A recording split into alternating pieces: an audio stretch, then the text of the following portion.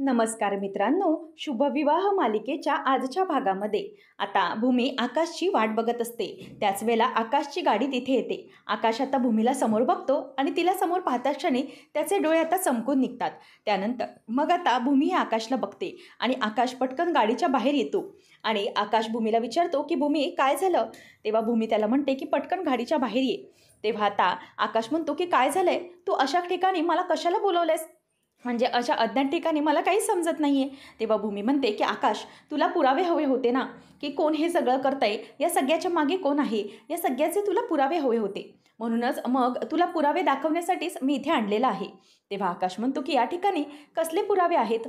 तेव्हा मग भूमी म्हणते की आकाश, जी गाडी आपण बघितली CCTV फुटेजमध्ये, ती गाडी कोणीतरी नक्कीच डिस्ट्रॉय करण्याचा प्रयत्न करेल ना, आणि तुला रागिनी हत्यांच्या विरोधामध्ये पुरावे हवे होते ना, तर मी त्याच्यासाठीच तुला इथे बोलवलं आहे, असं भूमी बोलत असते. त्याच वेळेला आता भूमीच्या लक्षात येतं की आजूबाजूला इथे कोणी दिसत नाहीये. मग नक्की प्रशांतले मला इथे का बोलवलंय, त्याने इथेच तर बोलवलं, हेच तर लोकेशन होतं, परंतु कोणी कसंच दिसत नाही. तर इथे अभिजित आणि रागिनी दोघंजणही गाडी जाळण्यासाठी प्रयत्न करत असतात. तर आता अभिजित हा पेट्रोल टाकत असतो. रागिनी म्हणते की अरे काय तुझं हळूहळू काम चाललंय, चल ना आवर ना भरभर, अरे कोणीतरी यायच्या आत सगळे कामं केली पाहिजेत. त्याच वेळेला मग आता आकाश म्हणतो की बरं भूमी ठीक आहे, बोल मला काय झालं ते. तेव्हा मग भूमी म्हणते की आकाश थांब, मी जरा फोन लावते. असं म्हणून ती आता प्रशांतला कॉल लावण्याचा प्रयत्न करत असते की हेच लोकेशन आहे का ते बघण्याचा प्रयत्न करत असते. परंतु आता इथे भूमी बघते की लोकेशन कन्फर्म आहे, परंतु अजूनही फोन कसा लागत नाही. म्हणून ती आता सारखा फोन ट्राय करत असते, परंतु आता इथे त्याचा फोन लागतच नसतो. आकाश म्हणतो की भूमी मला नेमकं सांगशील का काय घडतंय ते. भूमी म्हणते की थांब आकाश, मी तुला समोरच सगळं काही दाखवते, तू काळजी करू नकोस. असं म्हणून आता आकाशला ती सगळं काही दाखवत असते. त्याच वेळेला प्रशांत म्हणतो की शिट, माझा फोन नेमका याच वेळेला कसा बंद पडायचा होता. आणि मग आता तो फोन सारखा चालू करण्याचा प्रयत्न करतो, पण त्याचा फोन काही चालू होत नाही आणि भूमीशी त्याचा काहीच प्रकारचा कॉन्टॅक्ट होऊ शकत नसतो. आणि त्यानंतर आता इथे हे सगळं होत असताना प्रशांत म्हणतो की ताई जिजू लवकर या प्लीज, हे लोक आग लावण्याच्या आधी तुम्ही लवकर या. तर इथे प्रशांतकडून हे सगळं बघितलं जात असतं आणि अभिजितकडून गाडी काही जळली जात नसते. म्हणून आता स्वतःच्या हातामध्ये रागिनी ती गाडीपेटी घेते आणि पेटवायला सुरुवात करते. त्याचबरोबर आता गाडीपेटी पेटवत असताना तिथे पटकन जाळ व्हायला लागतो आणि तीच आग आता रागिनीच्या हातावर थोडंसं पेट्रोल पडल्यामुळे येते. तर आता तिचाही हात जरासा भाजला जातो. ती जोरात आई ग अशी ओरडते. तेव्हा भूमीला समजतं की या दिशेने कोणीतरी आहे. म्हणून आकाश आणि भूमी दोघेजणही धावत येतात. आकाश समोर बघतो तर समोर आकाशला ती जळती गाडी दिसत असते आणि ती गाडी पाहिल्यानंतर आकाशला धक्का बसतो. आता भूमी म्हणते की आकाश ती बघ गाडी. आता ती गाडी जेव्हा जळत असते तेव्हा दोघेजणही ती लांबूनच बघत असतात. आता भूमी म्हणते की आकाश काय करायचं आहे. तेव्हा आकाश म्हणतो की भूमी थांब, तू लांबच थांब, पुढे जाऊ नको. तर इथे प्रशांत म्हणतो की तुम्ही थोडे सेकंद दूर राहिलात आकाश भाऊजी, नाहीतर तुम्हाला आत्ता ही गाडी पेटवणारे कोण होते ते दोघेजण दिसले असते. मग आता भूमी म्हणते की बघ आकाश, ही गाडी जळली गेली. तेव्हा आकाश म्हणतो की हे नेमकं काय आहे, ही तर तीच गाडी आहे ना जी गायकवाड सरांनी आपल्याला CCTV फुटेजमध्ये दाखवली होती. भूमी म्हणते की हो बरोबर ओळखलं तू, हीच आहे ती गाडी जी CCTV फुटेजमध्ये दाखवली गेली, परंतु ही गाडी कोणीतरी डिस्ट्रॉय करून टाकली. आता आपल्याला उशीर झाला, थोड्याच वेळापूर्वी ही गाडी जळली गेली. तेव्हा मग आता आकाश म्हणतो पण भूमी कशी जळली ही गाडी, काय झालं असेल नेमकं. तेव्हा मग भूमी म्हणते की आकाश हे सगळं क्लिअर आहे ना, ज्याने रघु काकाचा मारण्याचा प्रयत्न केला त्यानेच तर ही गाडी जाळली. तेव्हा मग आकाश म्हणतो की पण कोण असेल ते, ही गोष्ट फक्त आपल्या घरातल्यांनाच माहिती होती. मग गायकवाड सर आणि तुला मला घरातल्यांना, बाकी बाहेरच्या कोणत्याही माणसाला याची काहीच कल्पना नव्हती ना. तेव्हा भूमी म्हणते की आकाश एक्झॅक्टली, तुला हेच तर मी सांगण्याचा प्रयत्न करते ना की आपल्या घरातल्याच कोणाला तरी ही गोष्ट कळलेली, आणि याचाच विचार असा आहे ना की आकाश आपल्या घरातलंच कोणीतरी आहे जे ह्या सगळ्या गोष्टी करतंय. म्हणूनच मी तुला म्हणते की आता मी तुला काही सांगितलं तर ते तुला पटत नाही. तू मात्र स्वतः आता डोळे उघड आणि आजूबाजूला बघ, नक्कीच तुला काहीतरी क्लू सापडेल, नक्कीच तुला काहीतरी पटेल, मी जे काही म्हणते ते तुला नक्कीच समजेल, असं आता इथे भूमी आकाशला सांगत असते. त्याच वेळेला आता आकाशला त्या सगळ्या गोष्टीचा विचार पडतो की नेमकं हे सगळं काय आहे. म्हणून तो त्या गोष्टीचा विचार करू लागतो. आता आकाश म्हणतो की भूमी चल आपण इथून जाऊया, इथे आगीच्या झळा खूप आहेत, आपल्याला त्रास होतोय, तुलाही त्रास होईल म्हणूनच. तेव्हा भूमी म्हणते की आकाश हा त्रास काही नाही, परंतु तू त्या सत्यापर्यंत पोच. आता आकाश म्हणतो की मनूने मला सांगितलंय सगळं फोनवर, चल तुला जायचंय ना नाव नोंदणी करायला. असं म्हटल्यावर भूमी आता हसते आणि आकाश भूमी दोघेजणही आता भूमीच्या प्रेग्नन्सीचं नाव नोंदणीकरण करण्यासाठी येतात. तेव्हा मग आकाश विचारतो की भूमी महाजन यांचं नाव नोंदवायचं आहे. तेव्हा ते म्हणतात की ठीक आहे बसा तुम्ही दोघीजणं, मी तुम्हाला तो फॉर्म देते, प्लीज तुम्ही बसा. तेव्हा आता आकाश आणि भूमी एकमेकांकडे बघत असतात. भूमी म्हणते की आकाश काय झालं आहे? तेव्हा आकाश म्हणतो की बरं मला सांग, जर तुला मला नाव नोंदवायला इथे बोलवायचंच होतं तर मग तू मनूजवळ का निरोप दिलास? मानसीने मला हे सगळं सांगितलं. तेव्हा मग आता भूमी म्हणते की आकाश हे सगळं मुद्दाम नाही केलं मी, तुझा फोन लावला पण लागतच नव्हता, नुसता रिंग व्हायचा आणि कट व्हायचा, तू माझा नंबर ब्लॉक लिस्टमध्ये टाकला. तेव्हा आकाश म्हणतो की भूमी मी तुझा नंबर आणि ब्लॉक लिस्टमध्ये शक्य आहे का? तेव्हा भूमी म्हणते की आकाश मी असं थोडीच म्हणाली आहे की तू टाकलायस ब्लॉक लिस्टमध्ये, घरात अशी बरेच लोक आहेत ना ज्यांना तुझं आणि माझं प्रेम पाहवत नाही, जे आपल्या लोकांच्या विरोधात आहेत, म्हणूनच मग त्यांनी हे सगळं केलं असेल. आकाश म्हणतो की भूमी असं कसं कोण करेल, अगं कसं झालं असेल. तेव्हा भूमी म्हणते की नाही आकाश मग मी खोटं बोलत नाही आहे, बघ हवं तर तुला एकदा पडताळून पाहिजे तर तू बघू शकतोस, एकदा चेक कर तुझा फोन. तेव्हा मग आता आकाश तो फोन चेक करतो. त्यानंतर मग आता भूमीच्या बोलण्यावर विश्वास ठेवूनच आकाश आता म्हणतो की एक मिनिट थांब, तू म्हणतेस तर मी चेक करतो. आणि म्हणूनच आता आकाश म्हणतो की भूमी असं कसं होईल, माझ्या फोनमधून तुझा नंबर ब्लॉक लिस्टला कसा जाईल, असं म्हणून आता इथे आकाश तो फोन बघायला लागतो. आणि तो फोन बघितल्यानंतर आकाशच्या लक्षात येतं की हो बरोबर आहे, तुझा फोन ब्लॉक लिस्टमध्ये कसा? तेव्हा भूमी म्हणते की मी सांगितलं ना तुला, मी कधी खोटं बोलत नाही. तेव्हा मग आता आकाश म्हणतो पण भूमी माझ्याकडून चुकून हा ब्लॉक लिस्टला गेला असेल, मुद्दाम नसेल झालं. त्याच वेळेला मग आता इथे भूमी म्हणायला लागते की आकाश अरे असं कसं चुकून झालंय, तू स्वप्नातही माझा नंबर ब्लॉक लिस्टला टाकणार नाहीस मला माहिती आहे, आणि हे चुकून नसेल झालं, हे सगळं मुद्दाम केलं गेले, कोणीतरी मुद्दाम करतंय, मला माहिती आहे. तुला विश्वास नसेल ठेवायचा तर नको ठेवू, परंतु सगळ्या गोष्टी समोरून डोळे उघडे ठेवून पहा, म्हणजे तुझ्या लक्षात येईल कोणीतरी हे मुद्दाम केले. आता आकाशलाही थोडाफार विश्वास बसू लागतो. नंतर इथे अभिजित हा त्याच्या गाडीमध्ये जातो आणि आईच्या हाताला म्हणतो की हे गाई तुला मलम लावून देतो, डॉक्टरकडून घेतलंय मी, तुझा हात लवकर बरा होईल. तेव्हा मग आता रागिनी चिडचिड करत असते आणि म्हणते की काय व्हायला बसलं, खरंच व्हायला गेलो आणि भलतंच झालं, त्या गाडीला जाळता जाळता माझाच इथे हात भाजला. तेव्हा मग अभिजित म्हणतो की आई तरी मी तुला सांगत होतो की उगाचची धावपळ करू नको, उगाच दगदग करू नको, मी जाळत होतो ना.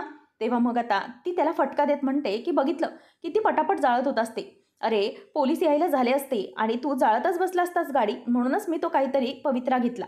परंतु मला एक सांग की मला हे सगळं झालं ना त्या भूमीचीच हाय लागली असणार, तिचीच हाय लागली म्हणून माझा असा हात जळला, असं म्हणून ती वैतागते. तेवढ्यातच आता इथे आकाश म्हणतो की भूमी तुझा नंबर मी आता ब्लॉक लिस्टमधून काढून टाकलाय, काळजी करू नको आणि सगळं काही व्यवस्थित होईल. भूमी म्हणते की आकाश हो मला माहिती आहे, तू हे सगळं बोलतोयस ना ते उगीचच बोलतोयस, तुझ्या मनाला जरा काही गोष्टी पटत नाही आहेत, तुला कळत आहे, मी तुला एक गोष्ट सांगते, परंतु हो मला तुला हेच सांगायचं आहे की काय झालं तरीही आपल्यामधला गैरसमज आणखी वाढता कामा नये, आपल्यामध्ये या सगळ्यामधून वाद होऊ नयेत, म्हणूनच मी इतकं करते, बाकी मला काही नको आहे. तेव्हा मग आता आकाश म्हणतो की हो भूमी मला कळतंय की तू सगळं काही व्यवस्थित करशील, डोंट वरी, परंतु हे सगळं असं अचानक कोण करेल ना मला कळत नाही, आणि ती गाडी पण कोणी जाळण्याचा प्रयत्न केला असेल मलाही हे कळत नाही. तेव्हा आता भूमी म्हणते की आकाश त्या व्यक्तीपर्यंत आपण नक्कीच पोचूया, काळजी करण्याची काहीच गरज नाही आहे, गायकवाड सर आहेत ना ते सगळं काही व्यवस्थित लवकर शोधून काढतील. आणि त्याचवर आता इथे आकाश म्हणतो पण मला एक कळत नाही आहे हे सगळं असं कसं घडतंय, आणि तोच त्या गोष्टीचा विचार करत असतो आणि भूमीची चिडचिड होत असते. भूमी म्हणते की आकाश मी तुला दाखवण्याच्या गोष्टी प्रयत्न करते, परंतु तुला त्याच गोष्टी समजत नाही आहेत, पण मला सांग की बोलण्याच्या गडबडीत राहून गेलं, तू 50,000 रुपये का दिले होतेस? तेव्हा आकाश म्हणतो की मला आईने मागितले होते म्हणून मी दिले. तेव्हा तू म्हणते की अच्छा मला वाटलंच होतं, आईने ते पैसे मागितले, आईने मला सांगितलं की तू पहिली पौर्णिमाचं आणि तिचं बोलणं ऐकलंस तेव्हा आईला देऊन 50,000 रुपये दिले. तेव्हा आकाश म्हणतो की नाही असं काहीच झालेलं नव्हतं, मी असं का बरं करीन, आणि मी स्वतःहून पैसे कसे काय देईन, जेव्हा मला त्यांनी सांगितलं की सरावाचे पैसे बाकी आहेत तेव्हा मग मी ते दिले, आणि मला त्यांचं म्हणणं पटलं, कारण या सगळ्याच्या मागे तू वनवन करशील, तुझी दगदग होईल, म्हणूनच मी ते पैसे दिले. बरं ते सगळं जाऊ देत, पैशांचं सोडून दे गं, ते तुझ्यासाठी काहीच महत्त्वाचं नाही, तुझ्यापेक्षा काही महत्त्वाचं नाही, परंतु एक गोष्ट नक्की की तू आता हा जॉब वगैरे नको ना गं करूस, अशा अवस्थेमध्ये अशी दगदग कशाला करतेस तू? तेव्हा भूमी म्हणते नाही आकाश हा जॉब करणं अत्यंत गरजेचं आहे, तुला माहिती आहे का जे माझे ऑफिसचे बॉस आहेत ना ते पण अत्यंत केअरिंग आहे, सगळं माझ्या सोयीनुसार होतं, अरे तिथे तू घाबरू नको, सगळं काही नीट होईल.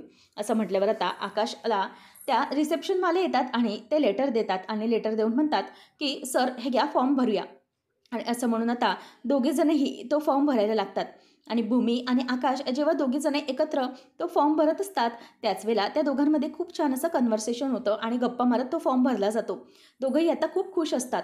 नंतर आता भूमी आकाशला म्हणते की आकाश, सगळं काही व्यवस्थित पार पडलं. आणि आकाश म्हणतो की भूमी, खरंच खूप छान वाटलं. आपण दोघांनी मिळून हा मोमेंट एन्जॉय केला. खरंच खूप छान. परंतु भूमीला तो म्हणतो की भूमी, ही आपली आठवण मेमोरेबल राहिली पाहिजे. आपण या आठवणीने खुश राहिलो पाहिजे असं काहीतरी मी केलंय. तेव्हा तुला काहीतरी स्पेशल गिफ्ट द्यायचं आहे ना, म्हणूनच. तेव्हा मग भूमी म्हणते की आकाश, स्पेशल गिफ्ट म्हणजे काय? काय आणलंयस तू? तेव्हा आकाश स्वतःची बॅग हातात घेतो आणि भूमीला हुरहुर लागते. आणि आकाश बॅगमधलं ते गिफ्ट काढतो आणि भूमीच्या हातात देतो. भूमी म्हणते की आकाश, काय आहे रे हे? तेव्हा आकाश म्हणतो की भूमी, बघ ना काय तुझ्या हाताने. असं म्हणून आता इथे तो भूमीच्या हातात ते गिफ्ट देतो आणि नंतर मग भूमी त्याच्या हातात तिची फाईल देते. अशा प्रकारे आकाश आता भूमीला सांभाळून घेऊन भूमी ते गिफ्ट रॅपर तिथेच उघडायला लागते. आणि ते उघडल्यानंतर तिच्या लक्षात येतं की ही काहीतरी एक फ्रेम आहे. म्हणूनच ती फ्रेम देखील आता ती उघडून बघत असते. त्याच वेळेला तिच्या समोर आता ती फ्रेम येते आणि त्या फ्रेममध्ये भूमी आणि आकाशचा दोघांचाही लग्नांचा सप्तपदीचा फोटो असतो. आता तो फोटो पाहिल्यानंतर भूमीला खूपच आनंद झालेला असतो. तो फोटो जेव्हा भूमी बघते तेव्हा म्हणते की आकाश, किती सुंदर आहे, फारच गोड आहे आपल्या दोघांचा लग्नाचा फोटो. तेव्हा आकाश म्हणतो की असं म्हणतात की बाळ जेव्हा आईच्या पोटात असतं ना, जेव्हा आई कोणाचे फोटो बघते त्याच्यासारखं बाळ होतं, ज्याला समोर सतत बघते त्याच्यासारखं. म्हणूनच मग तुझ्यासमोर आपण दोघी राहिले पाहिजे. म्हणजे कसं आहे, बाळ ना आपल्या दोघांचं आपल्यासारखं झालं पाहिजे. म्हणूनच हा फोटो मी आणला आहे मुद्दामूनच. असं म्हटल्यावर आता आकाशला बघून भूमी हसायला लागते. भूमी म्हणते की किती गोड आहे हे. परंतु ना हा फोटो आहे ना तू लावायचा आहेस माझ्या घरी, म्हणजे तिकडे तू लावला पाहिजेस. तेव्हा आता आकाशला भूमी म्हणते की बरं ठीक आहे, आता हा फोटो तू ठेव. मग आकाश म्हणतो की भूमी, अगं तिकडे कशाला, चल ना आपल्या घरी प्लीज. तेव्हा मग भूमी म्हणते की आकाश, अरे असं का करतोयस तू? अजिबात काळजी करू नकोस. ते तर माझंच घर आहे अरे, आणि मला त्या घरात कधी ना कधीतरी यायचंच आहे. खरंच माझं प्रेम त्या घरामध्ये आहे. परंतु सध्या जे काही घरामध्ये वातावरण आहे, सध्या जोपर्यंत तुझ्यापर्यंत ते सत्य पोहोचत नाही आणि तुला माझ्या बोलण्याचा विश्वास पटत नाही, तोपर्यंतचा प्रवास आहे हा. नंतर काय, मी तिकडेच असणार आहे. जेव्हा तुझ्यासमोर हे सगळं सत्य आलेलं असेल तेव्हा सत्याचा विजय होऊन आपलं प्रेम देखील जिंकलेलं असेल. आकाश म्हणतो की भूमी, त्या दिवसाची अत्यंत आवडीने मी वाट बघत आहे. आणि भूमी आणि आकाश दोघंही खुश होतात. आता आकाश म्हणतो, भूमी चल मग मी निदान तुला ड्रॉप तरी करतो. भूमी म्हणते की आकाश, माझी खूप गडबड आहे अरे, मला वाट मोकळी करायची नाहीये. म्हणजे कसं की मला पहिले घरी जायचंय, नंतर ऑफिसला. उगीचच तुझी वाट मोकळी केली जाईल, म्हणजेच वाट तुझी अडकली जाईल. त्यापेक्षा तू तुझ्या वाटेने जा, मी माझ्या वाटेने. सध्या आपले मार्ग वेगळे आहेत. आकाश म्हणतो की मार्ग किती वेगळे असले तरी नियती आपल्या दोघांना एकाच मार्गावर आणून ठेवणार. असं म्हणून दोघे आता हसतात आणि एकमेकांच्या वाटेला निघतात. नंतर आकाश आता पारितोष टेक्सटाईल्समध्ये आलेला असतो आणि ती रिसेप्शनवाली असते. ती म्हणते की सर काळजी करू नका. तेवढ्यातच आता आकाश विचारतो की पारितोष सर कधीपर्यंत येणार आहेत? तेव्हा ती म्हणते की ॲक्च्युली पारितोष सरांना कळवलंय की तुम्ही येणार आहात म्हणूनच लवकरात लवकर ते येतील, काळजी करू नका. लवकरच तुमची मीटिंग होईल, तुम्ही घाबरू नका. त्याच वेळेला इथे आता आकाश बसलेला असतो आणि त्यांचा जो पिऊन असतो तो कटिंगचा चहा घेऊन येतो. आकाश म्हणतो की पारितोष टेक्सटाईल आणि कटिंग चहा, अन्नाची चहा, असं म्हणून तो आता खुश होतो. आणि तेवढ्यातच आता मागून पारितोष येतो आणि म्हणतो की येस, अन्नाचा चहा. आणि पारितोष आता समोर आल्यानंतर आकाश त्याचा आवाज ऐकतो आणि अत्यंत आश्चर्यचकित होतो. नंतर आकाश उठतो आणि म्हणतो की वाव, माझा यार आला. आणि मग तो आता खूप खुश झालेला असतो. तेवढ्यातच आता इथे आकाश म्हणतो की तेच म्हटलं मी, इथे अचानक कटिंग चहा हा अन्नाचा चहा कसा? तेव्हा मग तो म्हणतो की यस, मग तुझ्यासाठी अन्नाचा चहा आणायलाच हवा होता ना. माझ्या मित्रासाठी इतक्या वर्षानंतर जो माझा स्पेशल मित्र आलाय, आमचा स्पेशल मोमेंट आम्हाला सेलिब्रेट करायला नको का? असं म्हणून आता पारितोष हा त्याला मिठी मारतो आणि म्हणतो की माझा मित्र बऱ्याच दिवसानंतर आला आहे. तेव्हा आता आकाश म्हणतो की खरंच या चहावरून आपल्या जुन्या दिवसांची आठवण आली यार. आपण किती एन्जॉय करायचो हा अन्नाचा चहा. आणि तुला माहिती ना अण्णा काय म्हणायचा ते? अरे 2 वाजले तरी 2 भजी म्हणायचा आणि भजी पाहिजे तरीही 2 भजी असं म्हणायचा. असं म्हटल्यावर आता ते दोघंजणही हसायला लागतात. आणि पारितोष म्हणतो की नेहा, बरं का ओळख करून देतो, हा आहे आकाश महाजन, माझा कॉलेजमधला मित्र. खरं तर याला मी 5 वर्ष सिनियर होतो, परंतु आमच्यामधली जी यारी होती ती अगदी जिगरबाज होती. अगदी खरी यारी होती आमच्यामध्ये. नंतर कामाच्या निमित्ताने आम्ही लांब गेलो, दोघेही परदेशात शिक्षणासाठी झालो. नंतर मग आम्ही कंपन्या वेगवेगळ्या निर्माण केल्या, परंतु आमच्यामधली मैत्री अजूनही इतक्या वर्षानंतर तशीच टिकून आहे. आकाश म्हणतो की तू जसं मला हे सरप्राईज दिलंस चहाचं, तसंच तुझ्यासाठी मी काहीतरी आणलंय. थांब मी जाऊन येतो. तेव्हा आकाशला तो म्हणतो की अरे यार काय गरज आहे सगळ्याची. तेव्हा मग आता आकाश म्हणतो की नाही नाही असं कसं, गरज नाही कसं, गरज आहे. त्याच वेळेला आता इथे नेहाला त्या दोघांचीही ती मैत्री अगदी गट्टे पाहून खूपच वेगळं वाटतं आणि आनंद होतो. आता इथे पारितोष म्हणतो की इतक्या वर्षानंतर भेटलो, परंतु खरंच खूप आनंद झालेला आहे मला. तेव्हा आता पारितोष त्याला म्हणू लागतो की बघ आपल्या दोघांची इतकी मैत्री आहे की इतक्या वर्षानंतर आपण एकमेकांसोबतच आहोत. आकाश म्हणतो की मीही तुला खूप मिस केलं होतं यार. आपला तो चहा, आपली ती कटिंग, खरंच सगळं खूप काही मिस केलं होतं, परंतु इतक्या वर्षानंतर आज भेटतोय. आज खरंच मला खूप आनंद झालाय. थांब मी तुझ्यासाठी गिफ्ट आणतो. असं म्हणून आता आकाश त्याच्या केबिनच्या बाहेर निघून जातो.